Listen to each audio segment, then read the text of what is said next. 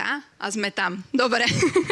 Takže ďakujem, že ste nám dali šancu, aj keď coaching a leadership sú už otrepané témy. Aj takúto spätnú väzbu sme dostali, keď sme chystali aktuálny ročník sa konferencie. Nehovorme o leadershipe a nedávajme ani tému coaching. A tak som sa pýtala, že o čom vlastne máme hovoriť, keď sme Slovenská asociácia koučov. A keď vlastne aj touto konferenciou chceme coaching prinášať bližšie k firmám a hovoriť o jeho využiteľnosti. A až 46% lídrov vlastne minie na riešenie medziľudských otázok viac času ako na kvalitu a kvantitu práce svojich ľudí. Takže som veľmi rada, že sme sa nenechali odradiť, že sme túto tému priniesli a že vlastne ste prišli aj vy. Takže vás týmto oficiálne vítam aj za seba. Ďakujem, že ste tu a verím, že si každý z vás dnes odniesie množstvo zaujímavých informácií. Budeme sa rozprávať o coachingu, coachovacej kultúre, o jedinečnosti lídra, o komunikáciách, emóciách, mentálnej odolnosti, tímovom coachingu. A ja som si tak hovorila, že keď tu už máme toto všetko, že kde začať. A povedala som si, že začnem tam, alebo s tým, čo bolo mne najužitočnejšie vo vedení ľudí. Ale skôr ako poviem, o čo ide, tak by som chcela poprosiť sem ku mne na pódium jedného parťaka, jedného dobrovoľníka, kto mi s tým pomôže. Nemusíte sa báť, nebudete musieť nič hovoriť, nebudem vás koučovať a určite sa nestrapnite. Jediný, kto sa môže strapniť, som ja. Takže nájde sa niekto, kto mi s tým pomôže? Tak poď, Matej. Super, ďakujem ti. Potlesk. Odvaha hneď na úvod. Vieš, čo budeme robiť? Nemám sérii. Budeme kresliť. A nakreslíme portrét. Nakreslíme ho spolu. A budeme to robiť tak, že budeme si striedať jednu fixku. Nebudeme sa pri tom rozprávať. A každý z nás nakreslí jednu časť tváre, až kým nebudeme mať hotový portrét. OK? Dobre, tak začnem.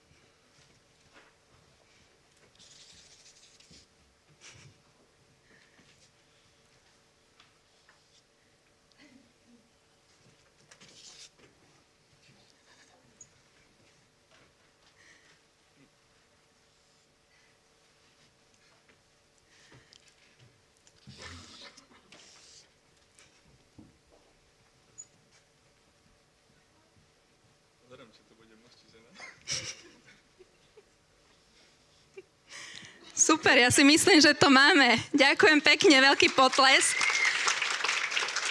Tak toto je, áno, ďakujem. Toto je dnešný maskot našej konferencie, dobre? Tak, a chcela by som teraz poprosiť aj vás, aby ste to urobili alebo vyskúšali vo dvojiciach.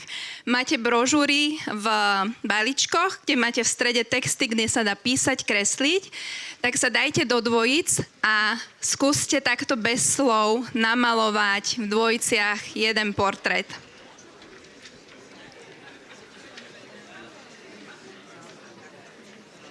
Tak ak máte hotovo, ukážte nám, čo ste nakreslili, čo ste vytvorili.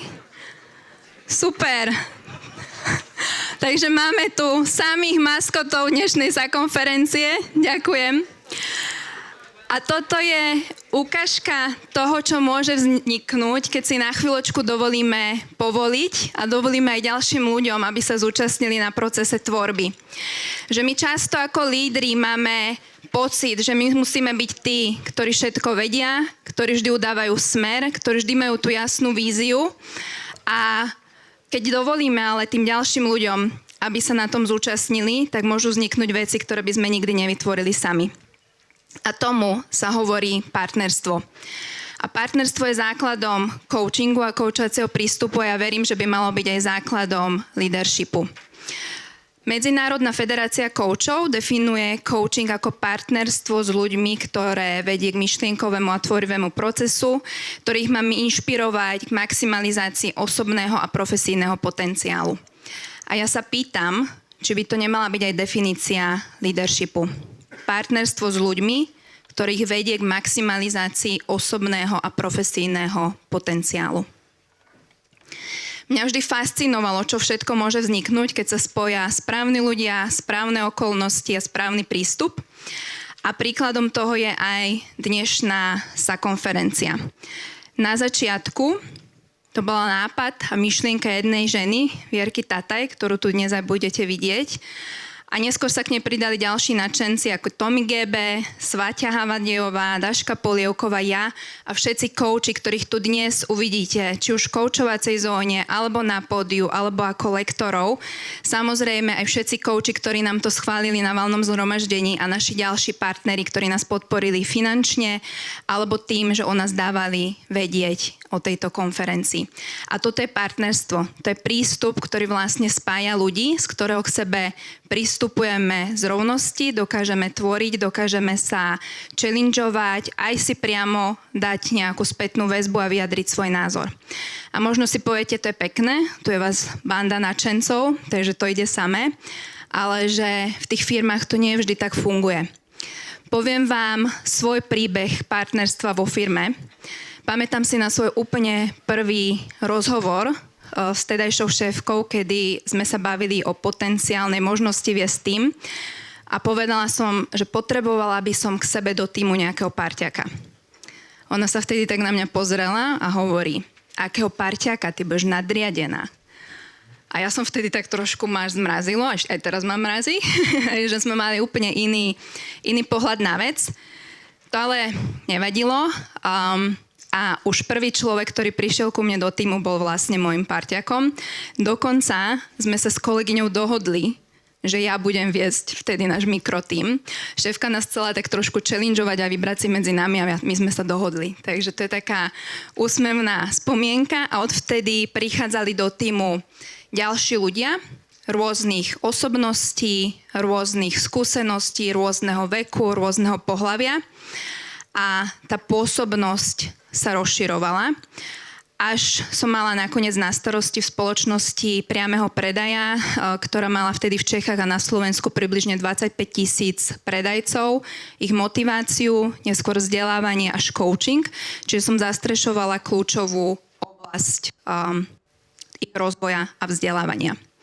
A v jednom momente vlastne ku mne prechádzali aj nejaké existujúce oddelenia vo firme a v jednom takom bola kolegyňa, ktorá mala povesť silnej osobnosti, čo znamenalo, že sa dostávala do častých konfliktov aj s inými manažérmi. Ona vyjadrila sama vôľu patriť ku mne do týmu a ja som to vtedy spochybňovala. Vravela som si, asi ma považuje za slabého lídra, bude ma manipulovať, bude so mnou chcieť mávať, bude to pre mňa náročné. Na moje prekvapenie to tak ale vôbec nebolo. Čo som pochopila neskôr bolo, že ostatní lídri sa voči nej chceli presadzovať zo svojej pozície a zo svojej sily, zo svojej manažerskej pozície. Ja som s ňou diskutovala, hľadali sme riešenia a nápady, nevždy sme sa zhodli, nevždy bol presadený jej názor, ale vždy prebehla rešpektujúca diskusia. Keď som z firmy odchádzala, tak mi dala spätnú väzbu, si skvelý líder a ja som vlastne bola dosť prekvapená. Nedávno, už roky po odchode zo spoločnosti mi iná kolegyňa, ktorá nepatrila do môjho týmu, povedala, chcela som patriť k tebe do týmu, u teba ľudia rástli. To ma úprimne dojalo a ja som si uvedomila a som presvedčená, že to, čo za tým stálo, bol práve partnerský prístup. A tak sa stalo, že aj 5 rokov po mojom odchode z firmy prišli so mnou oslaviť moju 40-ku. Áno, 20-ka je naopak. Áno, veľmi sme sa snažili, aby sme to odfotili správne. Toto je výsledok. Viem, že sa to dá v počítači otočiť, ale takto je to autentické. A áno, možno si poviete, že to je fajn, že ste mali skvelé vzťahy, ale čo výsledky? Výsledky boli skvelé, rástli sme, posúvali sme sa za cieľmi, ale ja sa oprem o prieskumy kvantitatívnych prieskumov. Jedna štúdia, ktorá bola robená Stanfordskou univerzitou, hovorí, že ľudia, ktorí spolupracujú, dosahujú o 50% vyššiu efektivitu. A Deloitte štúdia hovorí, že ľudia, ktorí sú zahrnutí do spolupráce, majú až o 70% lepší výkon. 70%, čo vôbec nie sú nízke čísla.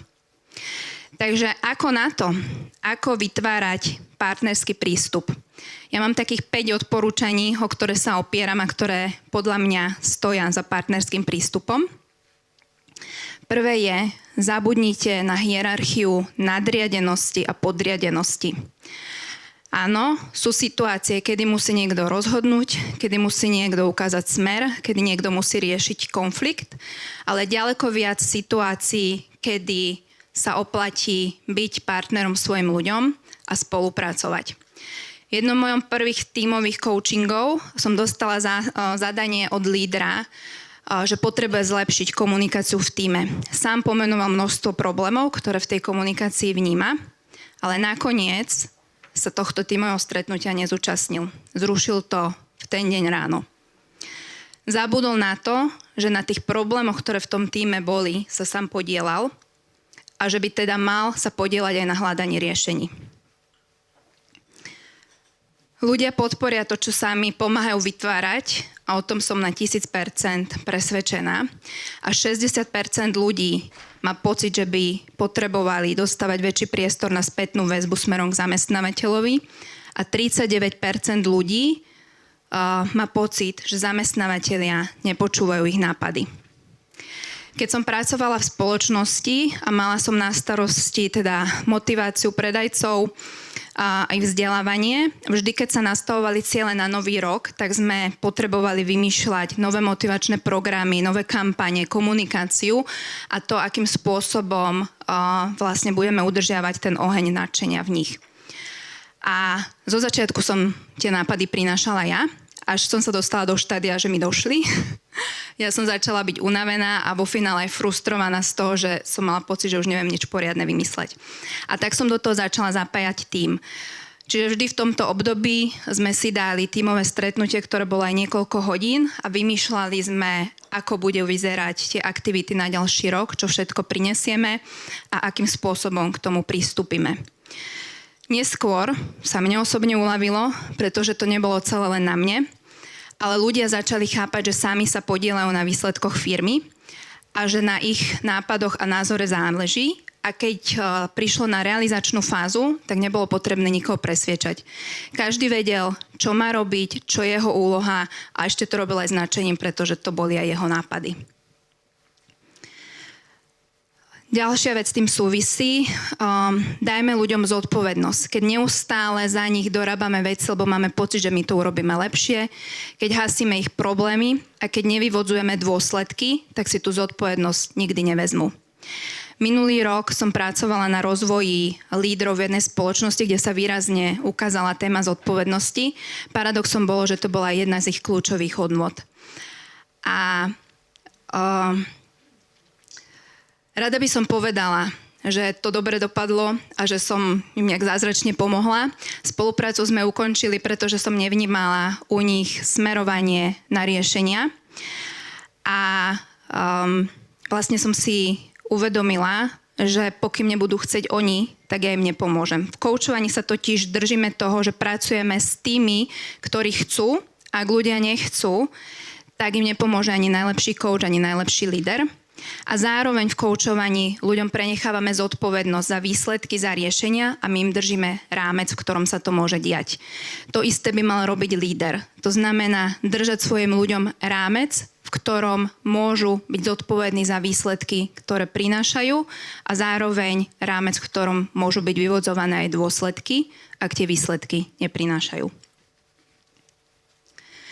Efektívna komunikácia neznamená len povedať v správnom čase správnym ľuďom, čo majú robiť. Efektívna komunikácia zahŕňa aj budovanie vzťahu, zahŕňa počúvanie, aktívne počúvanie, čiže vnímame aj ich náladu, ako sa majú, ako im vo veciach je, diskutujeme s nimi, komunikujeme priamo, dávame spätnú väzbu a zároveň sa pýtame otázky. Vždy, keď za mnou prišiel niekto s nejakým problémom, ja som ho zavalila otázkami. To som ešte o koučovaní ani nevedela, ale viedol ma k tomu môj starý otec. Takže som sa pýtala všetko, čo mi mohli povedať. To znamená, čo vlastne riešime, čo o tom vedia, či máme nejaké vzory toho, čo sme riešili v minulosti. Hlavne som sa pýtala aj, aký je ich názor, čo by riešili, alebo ako by to urobili oni, aké vidíme možnosti, aké sú výhody tých možností, aké nevýhody, čo potrebujeme ošetriť. A na riešenie sme nakoniec prišli spoločne. A ďalší, alebo teda ten posledný faktor, ktorý smeruje k partnerstvu, je aj orientácia na riešenia. Ak som neznášala jednu otázku, tak to bola, keď nastal nejaký problém, že koho je to chyba. Je úplne jedno, koho je to chyba. Ľudia presne vedia, že niečo posrali, prepáčte. A zároveň chcú byť tí, ktorí sú nakoniec ako hrdinovia, ktorí to zvládnu a vyjdú z toho v dobrom svetle. Takže nepotrebujeme riešiť, koho je to chyba, kto za to môže. Potrebujeme začať hľadať riešenia, to znamená, ako vyriešime problém, ktorý nastal. Keď tým ľuďom umožníme hľadať riešenia, tak ich nájdu a posunieme sa. Takže sa zase pýtajme otázky, ako by malo najlepšie to riešenie vyzerať, čo nám to má priniesť, čo k tomu potrebujeme, koho k tomu potrebujeme, aké kroky potrebujeme urobiť a čo potrebujeme ošetriť. Takže toto je za mňa 5 zásad, ktoré vedú k budovaniu partnerského prístupu aj vo vedení ľudí. A verím, že v pravom partnerstve je prítomný rešpekt a moc a zodpovednosť sa delí medzi všetkých. Ešte raz vás vítam na dnešnej konferencii a užite si ju.